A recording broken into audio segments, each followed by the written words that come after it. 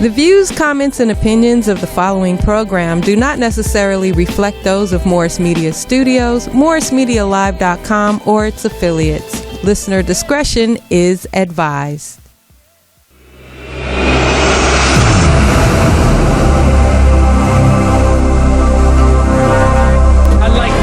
With crystals like Folgers, picking up momentum, rolling like boulders. They call me ice, but I'm really much colder. My rhymes is heavy like the weight on my shoulders. I'm spitting that red hot smoldering lava. I fight to the end like the Navajo. Crack a bottle though, make it the goose with cranberry and triple sec. Triple my check, I feel the ripple effect of a fool on the loose. I hit you from every angle, from obtuse to right. Street shit like JJ, I'm dynamite. Slide me some dough, I show you an execution in the flesh, and promise not to leave nothing left. If you vomit, I keep stabbing, shooting, damaging, looting, till it ain't no disputing who the greatest is. Da-da-da! What's up, party people? Yeah. Just hit me. Y'all hear them fast beats I'm doing right now? That's a specific reason for that, because I come from an era where the beats was fast, man. Fast, furious. Bam. And I'm doing that right now because in the house tonight, I got my main man, my long-term homie, Mr. LA Kev in the house. The host. What up, bro? What's going on? How you doing, man? Mike. I'm trying to get you to the Boulevard, but you're still going to be Boogie with me. Is that right? Yeah. Hey, Boogie. man. Well, Mike that's Boogie. still my name, but, you know, the show is Mike Robertson Boulevard. Got you. You know what I mean? You ain't hear the story? Look, when I was a kid, you know Robertson Boulevard, right? Yep. I used to think that was our street and shit. Oh, right. So when we used to pass by, I used to be like, Mommy, that's our street. That's right. That's right. Robertson Boulevard. Yeah, so Respect. I just threw the little Mike Robertson Boulevard on that. Awesome. What's up, y'all? How's everybody doing on this lovely summer night in 2020? Hey, Portis, how you doing? Good, giving it the thumbs up. Man, it's been a crazy long year, man, but I ain't complaining because I'm still here. Amen. What you think about that? Hey, 2020 is not what we expected to be, by far. Not what we expected it to be. No, I don't think anybody could expect this one. Dang, man, I did a little rap. I don't know if you heard it, my 2019 wrap-up, and it talked about how whack 2019 was. Right. And 2020 just took it to a whole new level. Yeah, started with Kobe. Started with Kobe, huh? For me, at least. That was just downhill, and it just never continued. Never stepped back up after that. Oh, man. So let's talk about where we met. Do you know where we met? You do not remember. Where I remember. In the mic. And where I remember you is at a house party. I was DJing, and some little cat came up. Well, you're little then, so some younger cat came up on the side early. I mean, I'm at the party before it really started, and this cat came up with his little, you know, I don't think it was alcohol. It was just probably something to drink. And he was like, "Hey, man, my name is Mike. I'm going to Morehouse next year." I was like, "Are you going to Morehouse?" I mean, that's what I remember. I was Really? like, cool. You stay by the turntables for. If the party was 5 hours, you was there for 4. You know I was that kind of guy, man. Hey, your head was bobbing, so you was in it. I always been that guy, man, around the turntables. So you tell me what you think. Okay, so now you just took me to a place before what I was going to say. Okay. Because that probably did happen many times, probably. But you DJ'd my party. Me, Chris Brooks, Elaine Bradshaw had a party right before, right in the summertime, really like right now in the summer before I went off to school, and you DJ'd. Yep. And do you remember how much you charged me? I don't think I charged you. I think I charged the group. I think it was a group fee. And I'm probably sure it was a plug. Probably. It was a plug, man. What do you think it was? I couldn't have been no more than the max might have been for with Elaine in there too. Probably no more than 125 to 150. What a plug that is right there, man. What was it? No, dude, it was $100. There it is. $100. And then what was a trip is I tried to talk you down from that. Right. I had a homegirl. Okay, so the Gumbies, Tiana. Yeah. I was talking to her and I was like, yeah, so Kev gonna do the joint for us. You know what I mean? It's gonna be, He charging me $100. And she was like, $100? Right, because that wasn't the price you were supposed to put out there. That's why I at least did the $150, because I know a lot of people pay more than that. Yeah, much. Or more, $200, $300, whatever. Yes, and that's back in '86. Yeah, so exactly. Trust me, that was good money back then. Oh, it was good, man. Like I said, I was trying to talk you down. I was thinking like $100, but she told me because she responded like that. I was like, damn, you think you could get it lower? And she called you, dude. And you were like, hell no, we already agreed. It's $100. Right. And you're like, damn. Yeah, if he ain't that wasn't supposed to be out there, Right. So I was probably really upset someone else knew that price was given out. Yeah. I think you had some intentions. I think I knew you were coming to the house by then.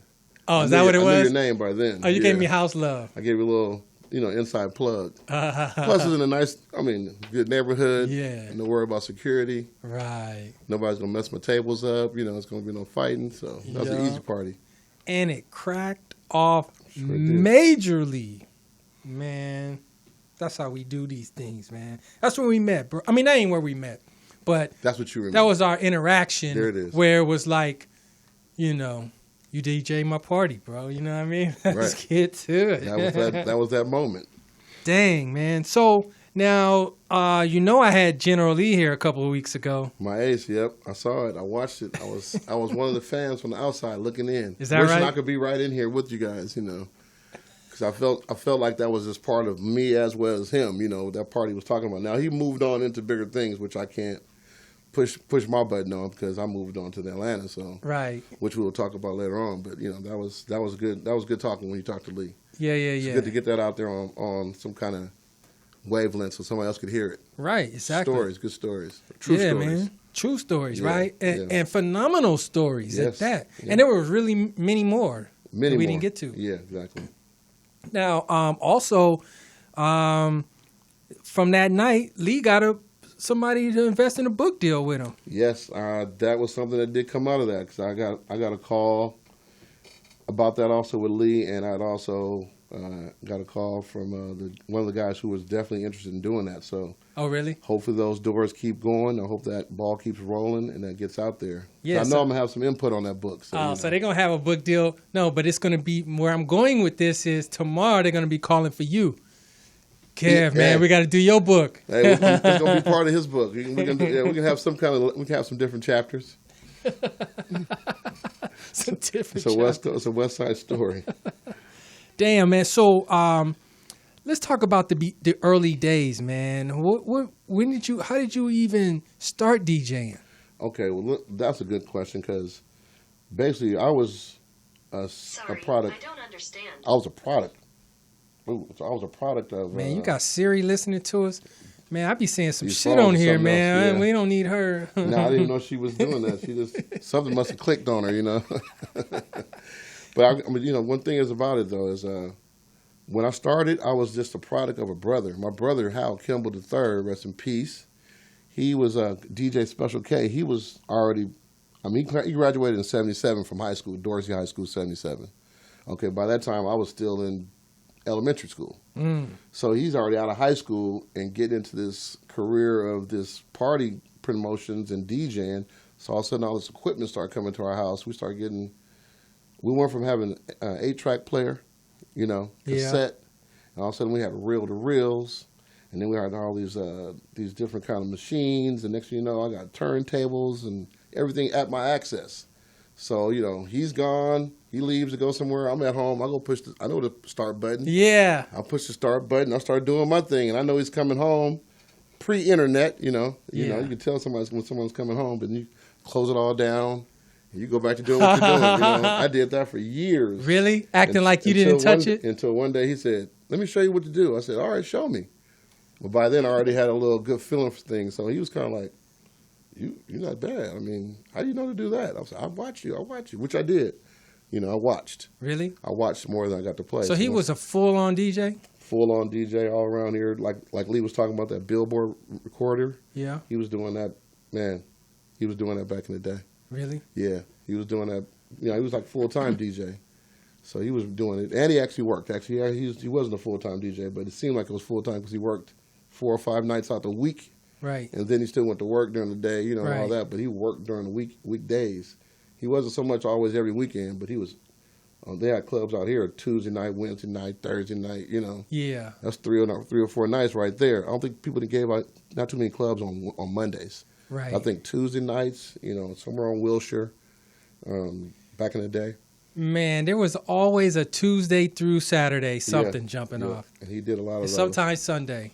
Right. Well, that's how I kind of got in like that, just kind of listening. And before you know it, I'm already maybe 13 years old, 14 years old. Now I'm probably in the 7th grade.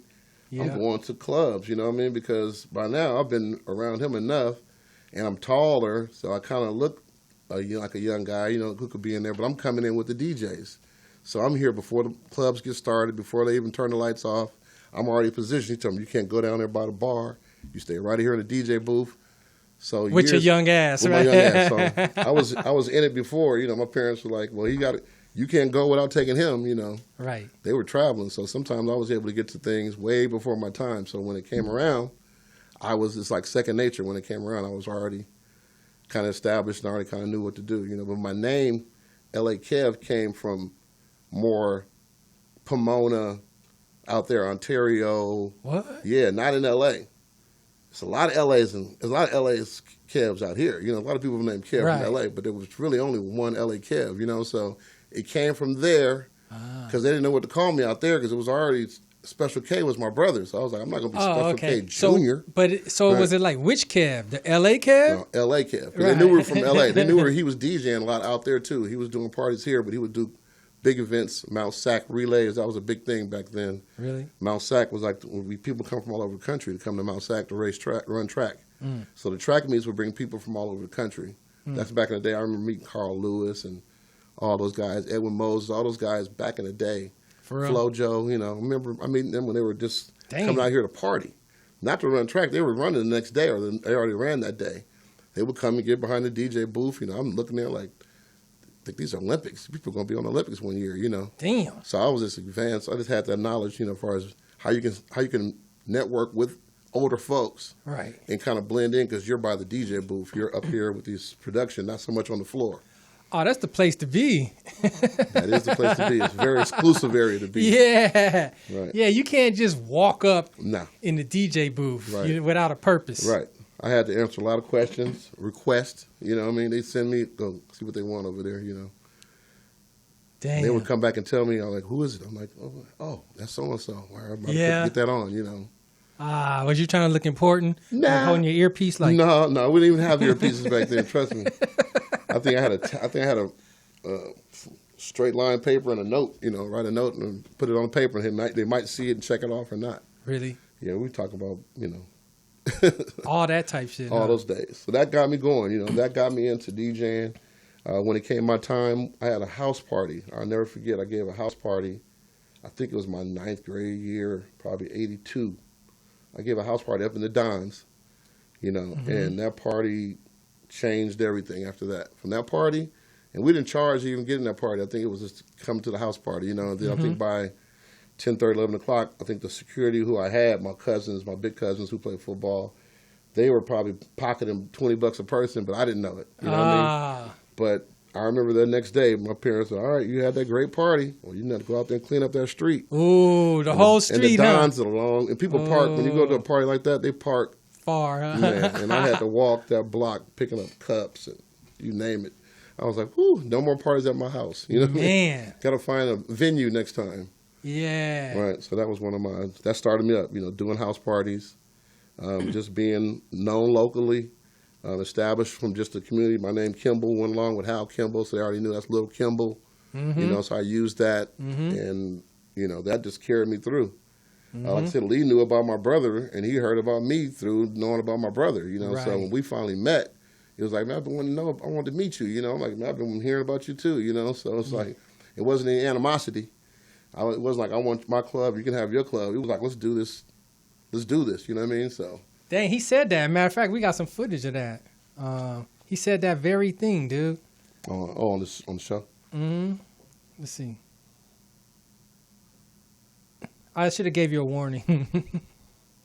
I'm like, hey, it's over the house party movement. Like that was not a big deal, you know. Well, that was all a part of that. Yeah. That was all a part of. But when we hooked up, it was me and LA Kev. Ultrawave, I was done with Ultrawave after 1 year. I moved on from there and then hooked up with Derek Pipkin and LA Kev. True. Facts, baby. Facts, right. And actually, probably more than 1 year. I think me and Lee probably rocked together for about 2 or 3 years, and then that's when kind of Pip started to come in. Pip's brother was doing stuff already. Rest in peace, Dan Pipkin. He was already doing stuff and doing parties, and Pip was kind of like, running the to do for that party. You know what I mean? But his brother was merely the draw, just that Pipkin name. You know what I mean? Damon, Derek, people couldn't tell the difference. Basically, they were like, all right, we're coming to Pip's party. Right. You know what I mean? So then once we started doing stuff, I knew I was leaving because I kind of met Lee my senior year of high school. I knew I was going to Morehouse. Right. So I was like, I'm going to be I got this cracking. We got this thing cracking. We need to keep it cracking while I'm gone, you know? Right. And Derek was doing stuff, and Lee was, I said, well, man, I put Lee on with some of the influential people who were doing stuff on the west side. And he made his mark, and everybody was like, oh, man, General Lee, like almost like, thanks, Kev. Right. Thanks for putting Lee on us. You know, Yeah.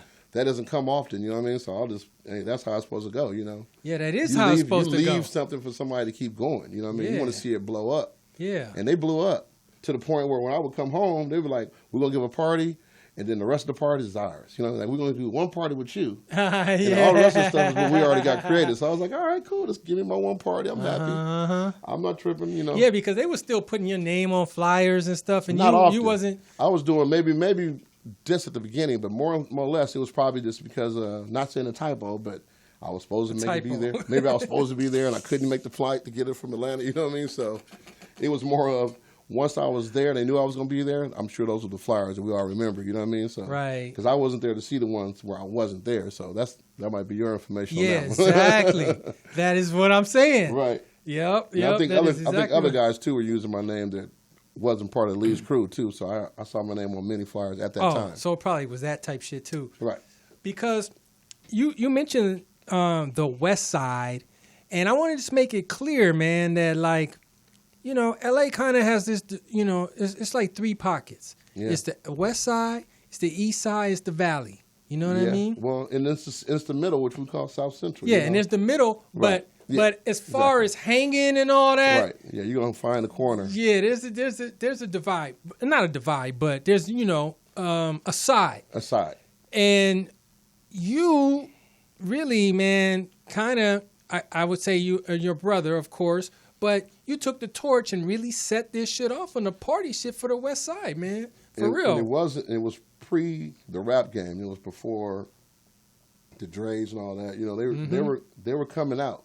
But that kind of is more of the 87, 88, 86 even. I was already doing stuff in like 84 and 83, 85. You know what I mean? Like, and it was just on my brother's team. Like, I was just kind of like getting the crumbs they would give me. Right. You know, like, you want to do an 18 and over party? I'm like, yeah, well, you can't do the 21 over because you're not 21. I'm like, I can draw both crowds. Like, nah, we'll get you the 18 and over day. So we get a little party here so that you can use this club on a Tuesday or Wednesday.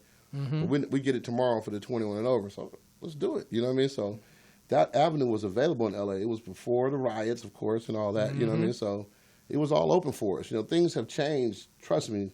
When that first riot hit, you know, we haven't gotten there yet, but that changed a lot of things too. You know, once that happened, it wasn't just so easy to be doing clubs with youngsters. You know what I mean? Because the element of something going wrong, somebody tearing up somebody's equipment. You know, I've never had a club that I lost.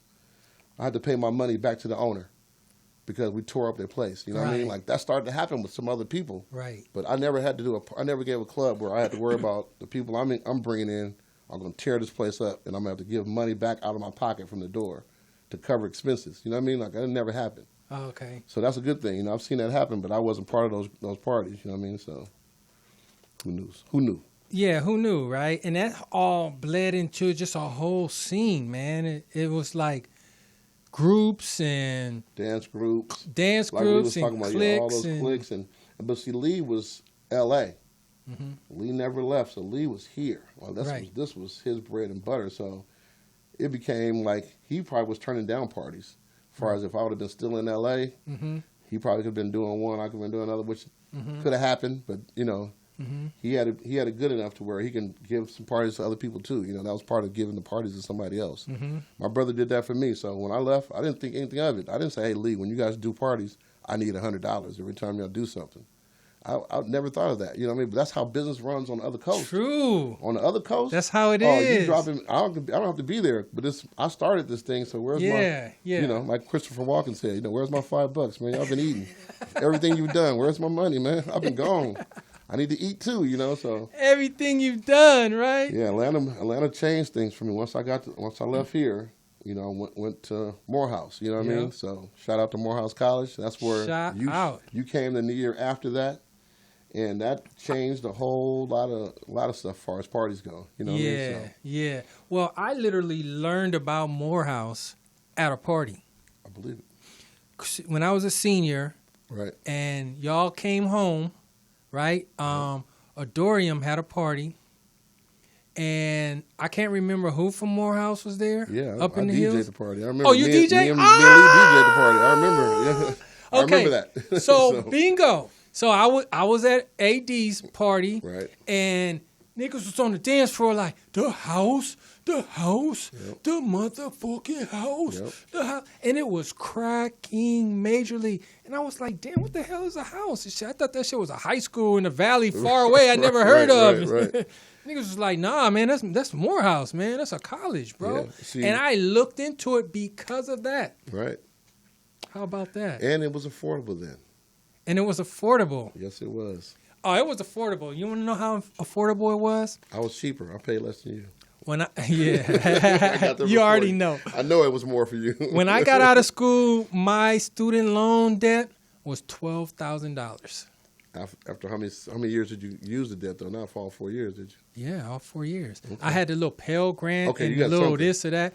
I had something, but I'm just saying I didn't have to dig in the crates. Dig in the piggy bank and come out 100 G's. Right. It was cheap on campus. Yep, that's right. On campus. $4,000, type shit per semester. I was $3,500 a semester. Oh, $3,500. $7,000 a year at Morehouse. It seemed like a lot too, because UCLA and all that shit. California schools was like $1,200 and shit. Now it's like $25 a semester or something like that. It's like $40,000 a year. Oh, don't get out them 30s, nigga. It's I'm in just the saying, 50s. Is it that much? Wow. Like 48, 50. That's 30-some years ago. Man. I'm so glad that I went there when I went there. You know what I mean? What was it like when you first got there? Were you you had Troy. Troy was there. with me. Yeah, Troy the same year. Yeah. But what was it like switching from LA in the 80s, going from LA to Atlanta? Well, it was definitely different, because first of all, you show up out there and it's hot, humid. Humidity. I never heard of humidity. Yeah, so what the hell is this? I've been to Arkansas in the summer, but that's not Atlanta. Right. Atlanta is a whole different beast. That's why they call it Hot Atlanta. Yeah, in August? We had to wear shirt and ties. So first of all, we don't wear shirt and ties out here. We don't. I didn't go to one of those schools where you had to wear a tie and a jacket to work to school in the high school. Palisades, shorts and whatever else, as long as you were covered. You know what I mean? You go to school. Yeah. Out there, you had to wear that shirt and tie. It was almost like you got pledged, which I found out now. Wish I was. It was a hazing kind of introduction to that style of life, But being from LA, I just knew to stay in my lane. Don't try to do nothing outrageous. Don't talk back. I wasn't going to be defiant, basically. Right. You know what I mean? I didn't learn defiancy out here. So if you don't have defiance in your psyche, you don't go out there being defiant. You just try to find your way in. Right. And that's the key right there. See, I was being defiant. I will take the credit for breaking the rules of having to have a shirt and tie on in King's Chapel. Would you wear a bow tie or a clip-on? Oh, even more sinister than that, Kev. Even more sinister than that.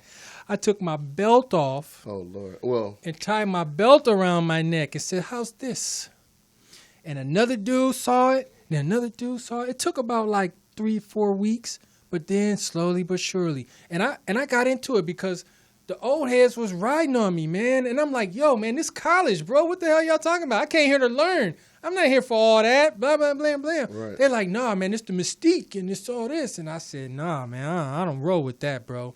And niggas started standing up, man. And to this day, I went out there, man, fools in there with T-shirts and everything. I'm like, yeah, uh-huh. It changed. Thank me for your comfort. Right. That's probably true.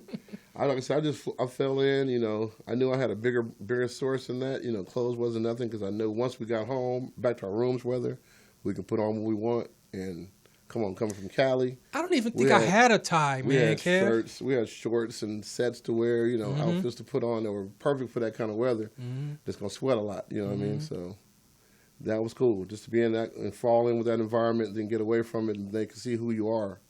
Because when you're wearing that tie and that shirt the first week or two, you're just like everybody else. You're fitting in with everybody you're else. Yeah. Yep. But once you start to put your own gear on and do your own thing, then people can really start to see who you really are. You know what I mean? So it's kind of like a telltale situation. So. Well, I was clear that you guys had paved the way already because I just fell right into the program. I was clear. And let me give you some props, Kev, because you had, first of all, you had the fire Nissan truck, hella dope, blue, Cali'd out, center lines, low profile tires. You even had the Dodger ball on the antenna, man. It was sweet. But what you did, bro, you would take people anywhere. Yeah. You know what I mean? All the upperclassmen would not do that, and I'm not going to call their names, but you would be like, hey, if y'all could fit in the back, get in the back. Yeah, you know what I mean? In the back of the truck had a snug top over it. Yes. I do remember, and a carpet. It had, exactly. And I could open up the window, and you guys could get the air conditioning in the back. Plus, it was a speaker back there. So it was actually it was actually like Uber XL way back in the day, and I wasn't charging. And you wasn't charging, man. So we had a way to parties, to the picnics, everything because... Dude, hey man, where's Kev at, man? We gotta find Kev. Or if you probably got to the party and you guys couldn't find a way back, if you saw me, they're like, get in the back, youngster. Yeah, get in the back, youngster. I'll get you back close to your dorm or something. I ain't going to the dorm door, but I'll drop you off in front. Facts, man. I'm gonna tell you who else was like that. Kev Boyd was like that. That's different right there, because I remember Kev Boyd not offering up to me rides when I was a freshman, because I didn't have a car my first year. Well, I guess, when I was a freshman, he was a senior? Probably so, yeah. Yeah, he probably came around. He probably came around. But he had a Suzuki Samurai G. I remember that. And, man, he was cool, man. He'd be like, yo, man, I'll run y'all up there, whatever. He never tripped on that. So I remember that, man. Y'all too, bro. Yep. Well, that was one thing about it. Once we got to Atlanta and I got into that culture, I started realizing all the stuff we do out here as far as doing parties. Now, I was on the mic a lot. So I'll get out there and get on the mic in Atlanta, and I'm saying, say, yo, baby, yo, baby, yo. And I'm thinking everybody's going to be saying it right back to me. And I'm like, and Cass is pointing at me, looking at me sideways. So put on a Tommy. Got a call? We got a call? What's up, caller? It's Trouble T. Roy. Oh, there it is. By way of Atlanta, Georgia. What's cracking? T. Roy, TMC. Foundation right there. That's foundation. What's up, Troy, man? You hear me giving Kev all these props up here right now, man. You used to throw us in the back of the Nissan truck. Hold on. How y'all going to jump all the way from you? We only got an hour, man. We only got an hour. Okay, all right. Wait. No. What you going to say? How we going to jump from what to what? I've been knowing this dude since kindergarten at Calvin Christian. Talk about Calvin Christian. This wasn't about Kev's life. This is about me meeting Mike. This is about me meeting Mike. Sorry, guys. No. I can go back to elementary. We've been here for years, you know what I mean? But you got to go to Calvin Christian. Then from Calvin Christian, you got to go to Bellagio Road. Then from Bellagio Road, you got to go to Paul Revere. Yes. Then I left and went to St. Bernard's, and when they went to Pally, and so many people reached, and come on, man, y'all jumped from. We have to jump, Troy. You're right. We got to do a couple of episodes. Shout out to E. Reach. Rest in peace. Rest in peace, E. Reach. Don't go nowhere, Troy. Hold tight, because you part of these. I'm here. I'm here for the duration. But hold on, we got all the homies from Morehouse are listening. You got all the DC crew.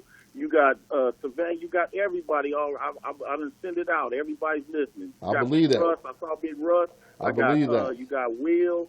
You got everybody. So you got a shot. I mean, there's so much to touch on, man. We're about to touch on that. I was just about to get to the whole they were just talking about how I got started in Atlanta. That was about to all come out, but I appreciate you because you're still there. Never left the site.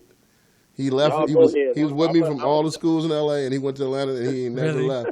And that's the best thing you can have is somebody who's a foundation out there. Okay, well, we got Troy Huffman on the phone, who is also an LA party legend. Party legend, same year as me. Because of LA Kev and General Lee. Okay, let's touch on that. Facts. Me and Steve Smith. I mean, that was my partner in crime. We did the Sojourner Truth. You got to talk about Sojourner Truth. What's that? Across from the Kappa House. Yeah. Oh my God! Kev started that off.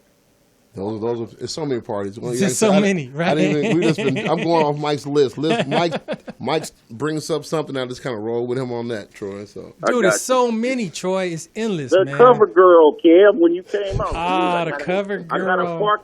I got a parking ticket, Troy. I was like, Kev, just give me the ticket. We'll take care of the ticket. Don't worry about that. You go back in and get on these tables with the general. Right. Okay, Kev, don't worry about the parking ticket.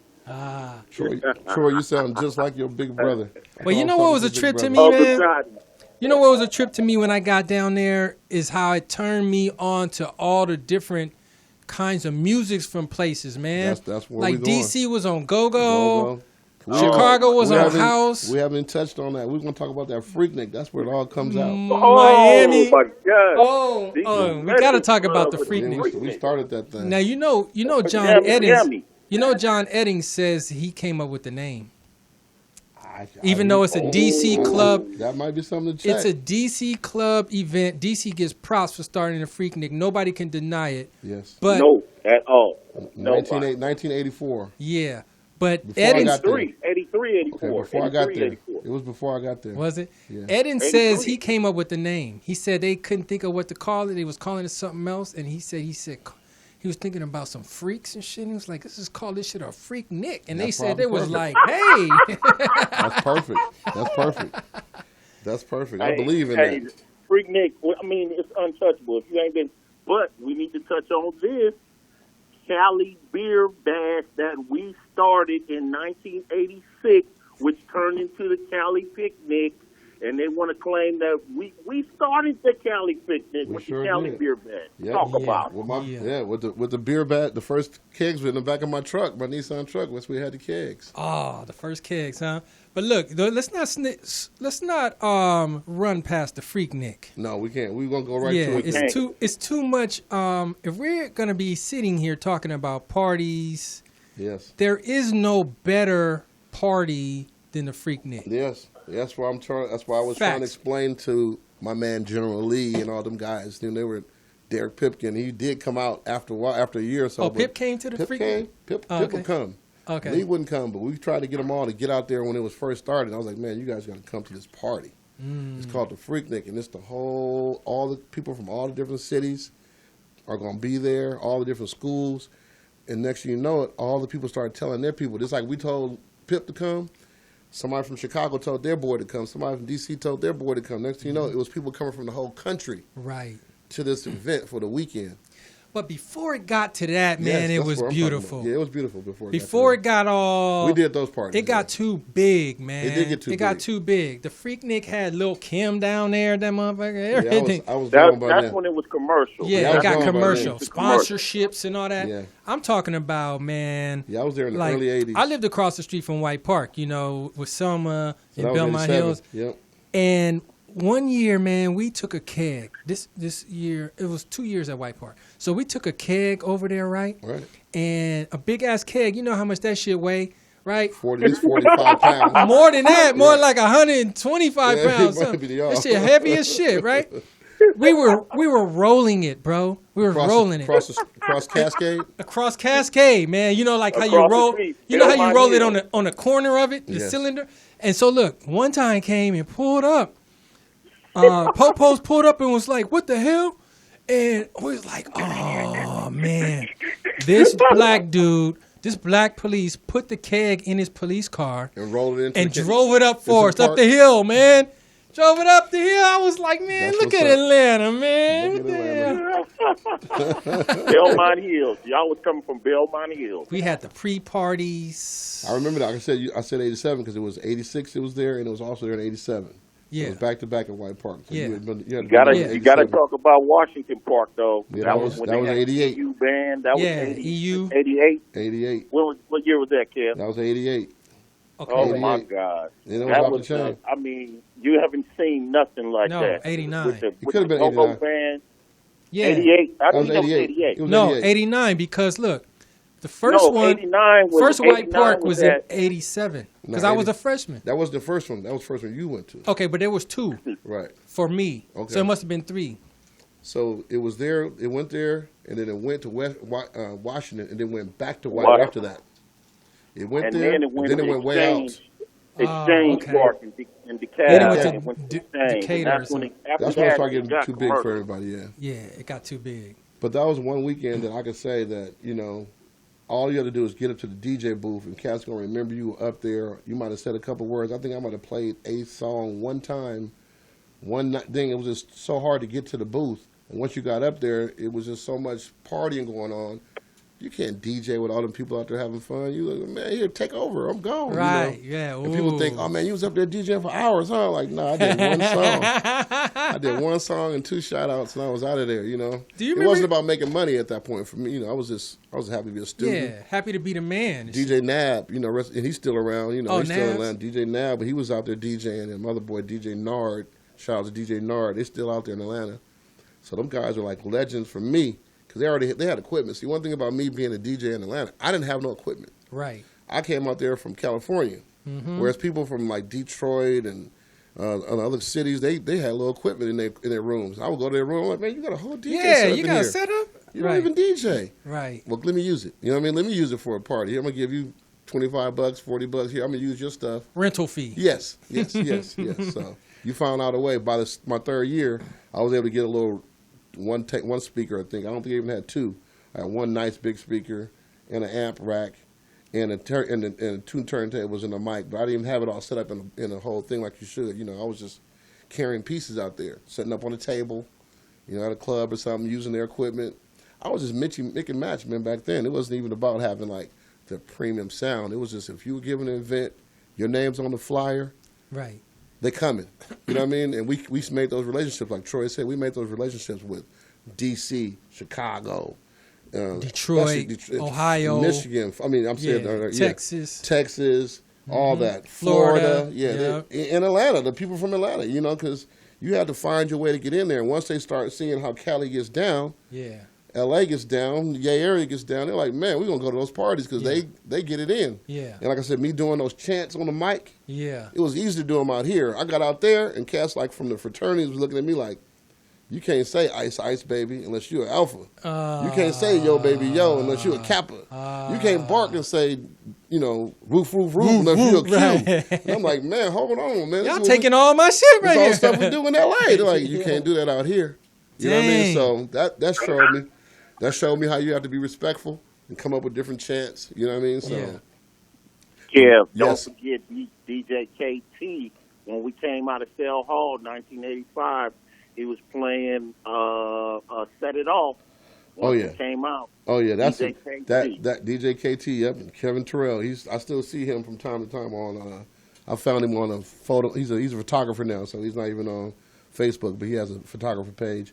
But yeah, shout out to DJ KT. Yeah, he was from I think he was from Augusta or from Athens, Georgia. I remember him. Yeah, you wouldn't know him. It's just some Troy. Me and Troy, we were branching off when we got out there. So we met guys, and once we started doing it, matter of fact, KT got me a party down in Savannah one Christmas. Dang. And I was down there, and I met Purvis Ellison. I don't know if you remember Purvis. Yeah. Nervous Purvis? Uh-huh. He was still in high school, 7-foot cat, still in high school, about to go to Louisville. Who knew the next year he's going to win a ring for the NCAA tournament, But I met him in high school because I'm doing a party for Thanksgiving in Athens. My name's on the flyer. I go out there, and people like throwing beads at me. I'm like, I don't know nobody out here. But you wasn't playing enough MC Shy D. They had partied me. No, they were throwing beads me, and they were excited to see me. I mean, they was like giving me my love. I was like I was with driving. Beads? Like on some New Orleans type shit? Yeah. They was like showering me with stuff. You know what I mean? It wasn't like they was hitting me with rocks and nothing like that. Okay. You know? That's another party we had, but no. Man. Okay, now,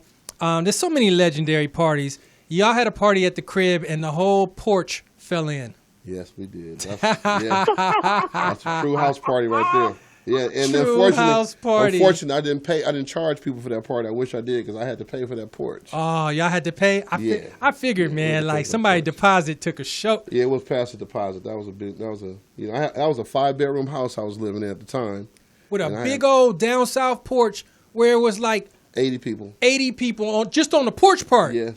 Just on the porch part. And it was old. It redid it after that, but then they put in the contract, no parties. I was like, now no one's going to tear this porch up we just paid for. Yeah. And you can't use that. I was like, man, that's a dance floor right there now. Yeah. Before it was just an old wooden.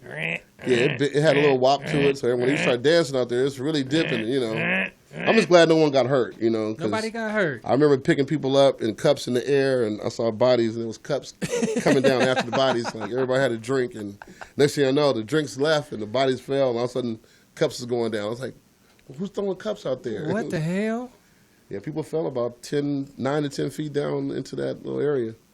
But it was a party, like I said, and everybody was helping each other up. No one was screaming, crying, what I mean? It was a floor underneath it. I've been to parties, we've had parties where we're on the second floor and they fall onto the first floor. Oh, you been in one of those? Yeah, I've had some of those. And it wasn't my party, but I was DJing. That was a bad look. Oh, that's bad. They couldn't pay the DJ that night, and that wasn't my fault. I was like, no, you can't pay me? Yeah, that party was that. Look at all this. What'd you say? Was that party with Ang where the floor caved? Yeah. Yes, probably was. Ang bang. Probably was. Y'all too. Dang. And then we used to make trips to Howard, go to Homecoming, Bayou Classics. Bayou Classic, that's the greatest. That was one of the greatest times of our lives right there. I know, Bayou, huh? Now you blessed. Now, but this is a question for both of y'all. What you choosing? Bayou Classic or Freak Nic? What do you mean for classic? For the weekend or just the event? You could call it how you want. Freak Nic, the event is off the chain, but Bayou Classic it's just a full weekend of just parties. You know what I mean? Yeah, it's two different. It's two different kind of things. You gotta remember, the original Freak Nic was, from when we were doing reading period, and that's just to blow off a little steam. Bayou Classic, I guess it's the same thing around Thanksgiving, but our thing, man. Yeah. Oh man. Yeah, it wasn't just the Bayou Classic was specific to schools having a big reunion party. It's like all those people would dress up in everybody was there though, bro. And leather and just all kind of nice outfits to go to the Bayou. Whereas Freak Nic, you hope they got clothes on. Yeah. Or you hope they don't. Well, I used to hope they did, and that's always good. Pajama party, though. Pajama party, toga parties. On Friday night. Pajama party. Yeah, Troy has it all. He's still there. He's still living it. Yeah. He's still there. You know what I mean? Troy. We love you, Troy. Thanks for shouting us out today, man. And all the cats, all the different places around the city. The Spellhouse Love. From all the globe, man. I'm going to be quiet. Shout out to my wife. I know my wife's out there. Hey, baby. Oh, my God. It's for you right here, baby. It's for you. It's for you, my T-shirt. What does that say? All fine women love Morehouse men. Ooh. The house. Facts, baby. That's it. Just representing. But it's been a beautiful experience. Like I said, we can go on and talk about this, man. There's so much more we can go into. I'm just blessed to have Mike as an avenue, the boulevard. Yes. Everybody says they got a lane. Mike got a boulevard. That's right, baby. I be trying to stay in my lane. Mike can stay on his boulevard. That's major. Keep doing this, Mike. I'm just impressed. I'm happy to be here, man. Man, I love it, man. We can do part 1, 2, and I can get more in details. We can really take this to another level. But okay, look, we've been jumping. Let's talk about some current stuff. Are you following these versus battles? I am. I don't know if they're still going as they were when they first started. I think they were stronger, like in June. Stronger in the beginning when the pandemic, when everybody was. I think May, it was hot in May. Everybody was doing this and that, Well, the newest one, Snoop Dogg versus DMX.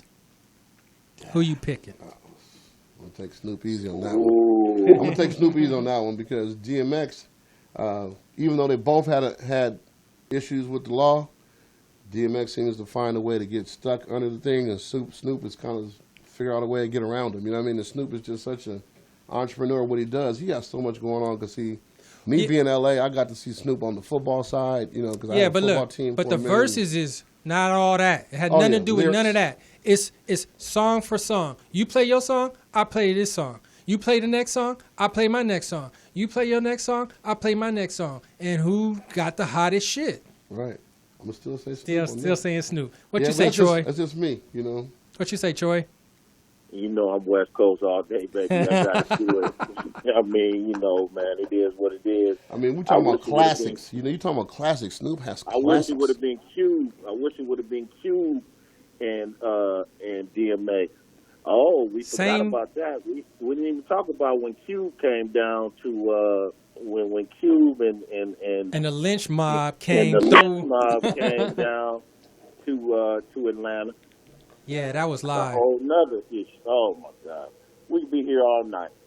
Yes, sir. No doubt. But going back to the old school, I just want to make sure you guys remember when we were out there, there was no Snoop, there was no DMX, there was no. None of that stuff. No, we had Egyptian Lover, and that was a West Coast cat who didn't come to Atlanta, but who did come to Atlanta was Bobcat.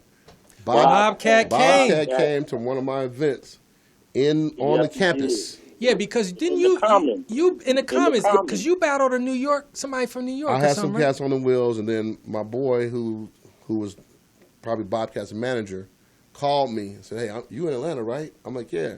I'm gonna have Bobby with me. We're going to meet LL at this thing called the Fresh Fest or whatever, you know. So I was like, "Well, man, come through Atlanta. I'm actually doing something small on campus, free to get in. But if you want me to pub him up, no, don't pub him up because he might not want to DJ when he gets down there." I'm like, "All right, yeah, no problem." When you see these fire people, this hot club, this party, this nice on campus event, he's gonna want to come. You know, he's want to get on. And of course, it wasn't packed out because it's a small thing. People can come and go at the Commons. It wasn't like you were in there locked in. Wait a minute. I remember it being packed. Okay, it could have been packed to you. But I mean, it got packed. Don't say to me, nigga. I know what packed is. Yeah, and what it wasn't that packed. It wasn't. I've seen it packed. I've seen it packed where you can't get in the Commons. It didn't start that way, but once it got to nighttime. Yeah, by that time, it was packed. Yeah. But I'm saying if I would have said Bobcat's coming from the start, DJ Bobcat. Not saying DJ Bobcat part of LL, because at that time he hadn't done nothing with LL yet. He was just his new DJ. He wasn't even his new DJ. Because he had just started as DJ, No. That meeting, he met him in Atlanta. Cut Creator had an issue with having two DJs, stepped away, and Bobcat jumped in there. And when he jumped in there, they was like, let's run with this cat right here. You know what I mean? Cut Creator had an issue coming down. Something happened. All his bags made it, but he didn't make it.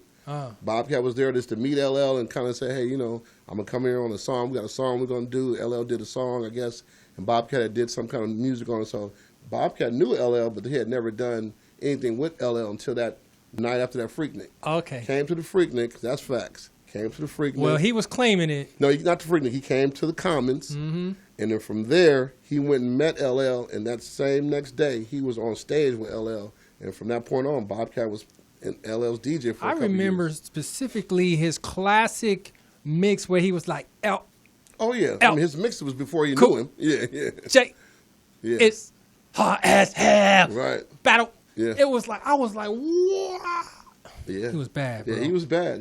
Like I said, I met him. So that was your event. I didn't know that, though. It was not my event. I was just DJing an event. You know what I mean? And I kind of had a little pull on who. That means it's yours. Yeah.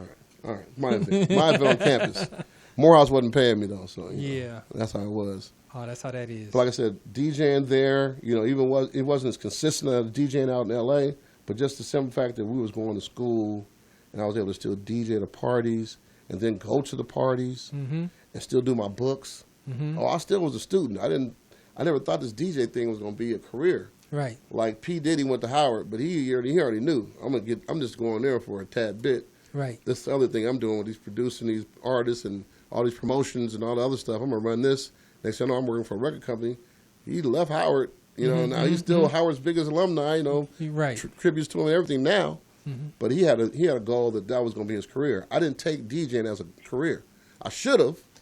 Right. You looked at it as just fun, right? Fun, man. It was parties. Right. Yeah, it was something to do. Something to do. I never thought of it as a career because I fought the whole change when everybody started getting into the laptops and Right. I was still trying to carry my records and still my turntable set Right. up. And everybody's like, dude, you're working too hard. Right. I didn't want to get a laptop. I didn't want the easy way. Right. I didn't want to be this DJ I wanted to know my beats in my head. I wanted to know my beats per minute by my ear, not by hitting a button and it goes, it matches, put it on. Right.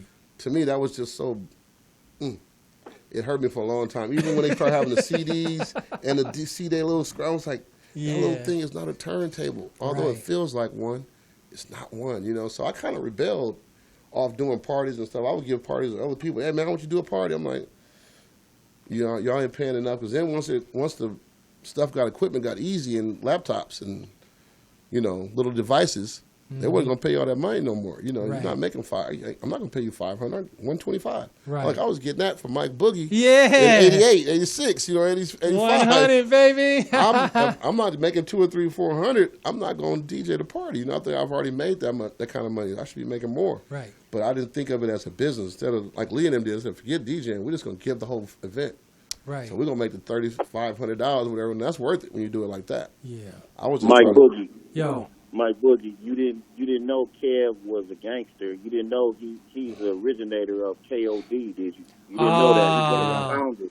Yeah. Wait. You didn't know he's one of the founders. Let's talk about that. Okay, well let's go Let's back. Let's talk go about back in the that day. Troy got me having goosebumps now. But look, it wasn't a gangster thing. Just remember what it was. It was Kings of what? Kings of Drag. It was cats Kings of going Drag. Kings going there, and it wasn't drag meaning wearing dresses either. It was drag meaning you had game to talk to the girls. You know. And I hope it wasn't no all the dresses. numbers you could Yeah. get. No, Man, we it couldn't became- stand them niggas, Yeah, man. it got real beefy when I left. When I left, Yeah. I came home. Cats were wearing like certain kind of hat to be a king. I'm like, nah.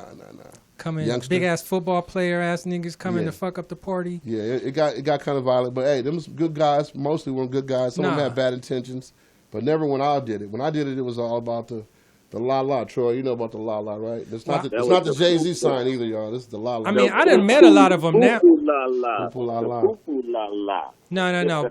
But look, I have met like a lot of them, you know what I mean, and all that shit now. That's old stuff. But at the time, man, we was all trying to unite against them because they was wrecking the parties, man. We had to be No, but united. Mike, you got to remember, Mike, that was 83, 84 when Kev and Reese and all them started that. Yeah, by the time you guys in 86, 87, and 88, that wasn't my group. There was some youngsters that was doing that gang stuff. Trust me, I wasn't part of that. And I tell them No, to this that day, was a whole different thing. it was a party scene when I was doing that. You know, I didn't take anything with me to Atlanta. I didn't try to run that in Atlanta because that was just some LA stuff, right? Right. I would come home and get hit in the head as soon as I walked, not hit in the head literally, but hey, what's up, OG? What's up, OG? Nice to meet you, man. Heard a lot about you. I'm like, you heard a lot about me at parties? I'm like, you original king. I'm like, original king? Oh, yeah, okay. All right. Martin Luther King? Yeah. He did go to Morehouse College. Like, they looking at me crazy, you know? So I saw how it got, you know, rest in peace to a couple of them cats who was real eager to, you know, keep that going. But a lot of my OGs who went to school with me, they kept it going, and it turned that way. You know, unfortunately, that's how the streets of LA were starting to move, you know? Things got real affiliated. Yeah. So I'm just so happy I kind of missed that part of the LA scene, you know what I mean? Because I was in Atlanta. Yeah. We're out there protesting like they protested not too long ago. Troy, you remember? Where did we protest? Wearing LA Raider hats, starter jackets, and Lokes. Where were we protesting? In 80. Oh, in in Forsyth? Did y'all go to Forsyth? Forsyth In 86, right? Forsyth, Georgia, the home of the Ku Klux Klan, had moved to Forsyth, Georgia. We were out there from L.A. They got us on a bus from Morehouse. With Uncle Hosey or Uncle Hosey. Who? Hosea? Hosea Williams? Uncle Okay. Hosey. And Mukasa. Yeah. Mukasa. Shout out to Mukasa. And all these brothers you talked about. We all went out there, man. That was talking about showing your real spirit. It changed me after that, man. Once I went out there and saw, that's when I really knew about racism. I didn't have racism like we talked about earlier. Yeah. We didn't grow up under this racism. It might have been here in L.A., but we didn't see it as kids growing up. We didn't see it as high schoolers growing up. Maybe my 12th grade year, I started to see it with some of my coaches. I started seeing they were kind of envious. I think they were more envious of me than racist. You know what I mean? They're like, this cat's going to college already. You know, he's already going to college, and he didn't even play his varsity year in high school in basketball, and he's already admitted to school, you know. Yeah. It was envious of me more than they were racist, you know what I mean? I took it as racist at first. Now I realize it was more envy. You know Yeah, what I mean? you know what? It was here because it's America, but our interactions didn't really include it that much. You know what I mean? Of course it was here, but I think it's how you grow up, man. yeah, it's how you Seriously. grew up. But when I was so when all that happened, man, I didn't go, man. I was out there, but I didn't go because I was like, man, I'm not about to let these niggas start throwing rocks at me Yeah, and 'cause it was a shit threat. and It was a all threat. that. Like, 'Cause we went to their man, just please, like they went. man, and we couldn't fight back because they were saying we couldn't Nothing. fight back. Nothing. I was like, We man. couldn't carry. We wanted to take stuff. We were ready. We were Well, ready. I heard after the fact. Yeah, I heard after the fact. What was you saying, That's why Troy? we wore the long coats. They had the National Guard. I had my trench coat. I'm not going to say what was up under it, but the National Guard was there between us and the Ku Klux Klan, and they were like, "Nigga, don't let the sunlight catch you back That's back true. out here." Yeah, we like, "Fuck y'all, did man. protest You know, during we the day. was at 'em. Yeah, we were back on that bus before it got dark. We were back on that bus. Y'all was back for dinner No, in the cafeteria. We wasn't back for the cafeteria. I think we got some food going and coming. I think we got to eat. I think we ate out there. Didn't we eat out there, Troy? I think we did. We ate out there. But I'm just saying, but we were part of a protest. You know, that was a big event. No, I know. One black person working in the McDonald's. He was like, "Damn, I'm glad to see y'all." And we were like, "Yeah, but we ain't staying out here because we only got one pistol." Yeah. And then Oprah came there, what, like a week later or something? Because she Maybe so. broadcasted from there. Maybe so. She did her Maybe show. she She did. did her show down there in Forsyth County. Yep. Yeah. Yeah, that was one of those things that people don't really talk about. You know, they always talk about Montgomery. They always talk about the Selma, and they talk about the other little protests, the Washington Walk. But no one talks about that march on Forsyth. Right. It was a lot of people. We had some thousands of people there. I don't think we had no 50 or 30,000, but we had a lot of good black 10 folks, or something, right? A lot of black folks that went out there on buses, Mm-hmm. not just from the campus. A lot of students. Not just mostly students. There's a lot of students that went out there from all the 3-4 schools that we had. They were all out there representing, back in the day, Black Lives Matter. You know what I mean? Well, you was at the right age, man, Right. because if you look at right now, the people that's out in the streets right now really wilding, they the youngsters. Right, but You know what I it's mean? multiple nationalities now. You know, it's multiple nationalities, which I think is awesome. Well, You know what I mean? yeah, but Back I'm then, just it was speaking. us. I'm speaking on our people that's out there. Right. Are young. They're not like motherfuckers our age out Oh, there. there is some out there, not wilding though. Yeah, but not wilding. Right. Right. Exactly. But that's that West Coast. That's what I'm saying. That whole once the riots happen, things change about any kind of events out here. We're gonna take offense to it. Yeah. We're gonna take offense to it, and we're gonna take advantage of the opportunity to go show out, tear up, burn up. That wasn't going on back then. You know, we were actually. It wasn't about peace so much, but we did walk with a purpose, and we wasn't backing down. Because I remember me and Troy both were looking at them cats like, "What? Say something to us," you know. Right. But they were just looking. You know, they weren't burning flags, you know, but they had guns. Mm-hmm. That's why Troy was like, we're looking at each other like, what? I was like, put your hand down, you know, put the arm down, you know.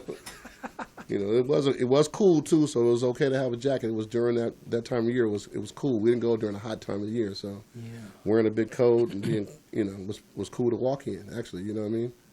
So that was just events that we all experienced. You know, like I said, this is a whole culmination of this whole meeting of the minds. Mm-hmm. This Morehouse, L.A. Yeah. With Troy there. Troy's just to back me up because he was my roommate my freshman year. He came out there with me. Like I said, that's my ace. That's my ace. You know what I'm saying? He can always validate everything. Eric Hilton. You were Eric Hilton. E. Hilton from D.C. Yeah, we met people from all over. We weren't just stuck on L.A. people. That's why I kept telling you. Right. Once we got out there, it wasn't about being from just Cali. We wanted to meet. We met everybody, and we were cool with everybody. So by the time you guys got down there, they was like, "That's not like one of your Cali boys." Like, yeah. So they just bring you right in. No, I can All Troy's attest to people that. too, the same thing. I can attest to that, and it really opened my eyes about just our people from other regions and everywhere in the country, man. How we are all different but all the same. Right. You know what I mean? Like New York dudes are aggressive. You know, DC dudes, they want to fight, but they don't say nothing until the Right. fight start. Yeah, they're watching. Trust me, they're watching. Yeah, they watching. They don't say watching. nothing till the fight start. Just everybody's different, man. Right. Ohio dudes is crazy. Yeah, you don't want to mess with them. Oakland cast is hella cool. Yep. But they watching too. Yeah. Oh yeah, yeah. They Well, they watching Cali too. They though. definitely. They with the Cali. They sharp to come in when it's time to come in. But like I said, we just were able to blend in. Like I said, and go out there and represent. And to this day, it's not the same Morehouse when I go back down there now. When I went there, I went to Morehouse. it's a college now. There's some other stuff going on now. It's more of a university now. Yeah, it's official. Yeah, I went to Morehouse when they were making Morehouse. We got a call? Men. What? Oh, 5 minutes. Okay. Hey, look, man, when I pulled up, bro, I was sick to my stomach, man. I got out the airplane, got in the cab, pulled up to the campus, and the dude was like, "All right, you here?" I was like, "Nah, man, this probably ain't it, man." Right. When you first sight? Yeah, on first sight. I was like, "Nah, man, go a little farther." He was like, "Man, this it, man. You know, I've been here all my life." I was like, "What?" Man, it was like, we talking 86 Atlanta. Yeah. Red Clay was real. Red Clay was real. Dang. Culture shock. Shock, man, but I love it. Really, though. Dang, man. So, what else, Kev? So, when you came back, right, what did you do? Well, when I came back, so first of all, I did the 4.5-year program at Morehouse. So after my fourth year, I didn't have enough. 4.5? I didn't have enough credits. I did the 4.5 too. Yeah, I didn't have enough credits to finish. I finished in December, baby. I finished in December. I had one class I had to go back to. So I went back from Me too. I went back from one class, which was Swahili. Oh. I had to take an elective. I did all my other requirements, but I was Swahili. I was 5 credits short. Like, I think you had to have like 128 to graduate or something like that. I think I had 123, something like that. Damn. So instead of going to summer school, which they wouldn't allow, they was like, you just got to come back, because that was May. I wasn't gonna go to summer. That was my graduation summer, so I still wanted to have little parties, but we really didn't party until I graduated. So I had to wait till the next year and have my graduation party. So I kind of came home for a minute, stayed in Atlanta, kept my place in Atlanta because I knew I was coming back. Ended up working with Foot Locker for a minute. Mm-hmm. So when I worked with Foot Locker, that turned me on to Atlanta. I started knowing about Atlanta now. Yeah, because you was in that mall, huh? What mall was that? Well, I was in several malls, Okay, but you was in I remember coming to your Foot Locker. It was a little far out, kind of, in a mall. It felt far out. Was it in Decatur? Yeah, I was in Decatur. I was in South DeKalb Mall. Yeah, there we go. But I was out even further. I was even in Avondale Mall. But like I said, that kind of let me know about kind of how corporate stuff works. Mm-hmm. Even though I was working at Foot Locker, there was a program to make you a manager. It wasn't like I just had a Foot Locker job. Yeah. Like, you went to college and you work for Foot Locker? Yeah. Like, I can go get that without going in, but I was working there to be a manager. Can you? Right. You go there for being a manager. You learn the whole store, the whole business, you know what I mean? So I was already in the shoes, in Nikes and everything else, so starter coats, all that was my lifestyle anyway. So it was like a shoe-in for me. I got good at it real quick, you know what I mean? So that was great in Atlanta, great time in Atlanta. You know what I mean? I was basically, like I said, I was living the dream. I only had to go to one class. Right. And I had a full-time job, you know what I mean? And apartments and living was good, you know what I mean? So apartments were cheap. That's how I was in my Instead of having the 5 people in an apartment, now you get you just one roommate and you can just blow up. And I was living in Buckhead way before I should have. Doing the most. Know what I mean? Yeah, way before I should have. Doing the most. All right, man. We out of time, man, Kev. That hour went by super fast, bro. I knew it would. That's crazy. Man, I knew it would. Crazy. Fast. Dang, man. We got Mike. You got to do a whole other segment just on Morehouse. I mean, we haven't even talked about everything about. Oh my God! We haven't talked about one party. We talked about the Freak Nic. Yeah. And we mentioned the Cali Beer Bash. About that. And we mentioned the Cali Beer Bash. We didn't talk much more on that. Man. I There's know. so We much got to get talk to about. it. It's so much, man. We didn't talk about the education. We didn't talk about. I mean, it's so much. The Mukasa. Oh, yeah. All right, man. Well, look, let's do it again, man. We're gonna do it again, Kev. All right. I'll figure out when, and let's just keep it going. What's your info, man? How can people follow you and stuff? I'm followable. You can follow me. You can put my full name in, or you can go to on Facebook. I'm there as Kevin L. Kimball. Full name, no LA Kev. So I don't have a page. I'm in there with my government name. So Kevin Kimball is Kimbell. And then you can go on Instagram. I got the Instagram hashtag, not DJ LA Kev, but you can type in It's the Kev and Me, ITZ _ the Kev in Me. Yeah, so once you put my name in there too, you can put Kev Kimball in there. It'll come up that way too. But hey, man, my listeners, man, they kind of sharp, man. You don't have to say it all like that. Good. I want to make sure. You can just say it one time. We probably already follow each other. Like I said, I'm following you, so I'm following. But you got other listeners. All right, man. Thanks for joining us, Troy. Man, thanks for calling in, bro. Hey, man, fellas, I appreciate this. This was epic. I appreciate it, man. I've been getting people blowing my phone up, texting everything, man. And this brother we're talking to does not have Instagram. He does not have Facebook. Does not No, have any no. contact. Nah, he wishes not to be none of that found. stuff. No. As you hear him, he's got No people from all over the circumstance. country trying to reach out to him today. So Yeah. it's good to have a Kay phone list. Hamilton said, "What's up?" Kay Hamilton said, "What's hey. up?" Hey, I'm gonna look what at that. up? I'm gonna relook at the follow up after that. So remember, Black Lives Matter. Shout out to Oak Bay Definitely shout out to and the Obey. Poetess. Thank you, the Poetess. Porters, thank you. Legend, our own right. Yes, yes. We have to have the Poetess up here if we can one time. We got to get her up here. Man, I've been saying that about